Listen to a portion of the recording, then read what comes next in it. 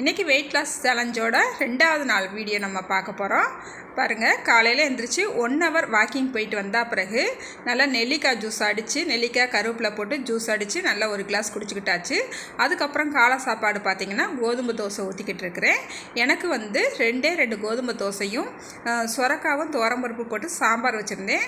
அந்த சாம்பாரில் கொஞ்சம் எடுத்துக்கிட்டேன். அதுக்கப்புறம் பார்த்திங்கன்னா இட்லி பொடி நான் ஏற்கனவே வீடியோ போட்டிருக்கிறேன். நல்லா முருங்கைக்கீரையும் கருவேப்பிலை போட்டு இட்லி பொடி பண்ணியிருந்தேன். அந்த இட்லி பொடியை ஒரு ஸ்பூன் எடுத்து வச்சு நான் காலை சாப்பாடை இதோட முடிச்சுக்கிட்டேங்க. அதுக்கப்புறம் மதியான சாப்பாடு பார்த்திங்கன்னா ஒரே ஒரு கோதுமை தோசை, அதுக்கப்புறம் பார்த்திங்கன்னா ஒரு கேரட் எடுத்துக்கிறேன், நிறைய கோஸ் பொரியல் எடுத்துக்கிறேன். இந்த கோஸ் பொரியலில் நல்லா பாசிப்பருப்பு போட்டு நல்லா கல்யாண வீட்டிலலாம் எப்படி கோஸ் பொரியல் இருக்குமோ அதே போல் சூப்பராக பண்ணியிருக்கேங்க. அதுக்கப்புறம் நைட் சாப்பாடு பார்த்திங்கன்னா ஒரு கேப் ரொட்டி எடுத்துக்கிறேன். இந்த கேப் ரொட்டியில் நிறைய முருங்கைக்கீரை போட்டு நல்லா சுட்டு எடுத்துருக்கேங்க.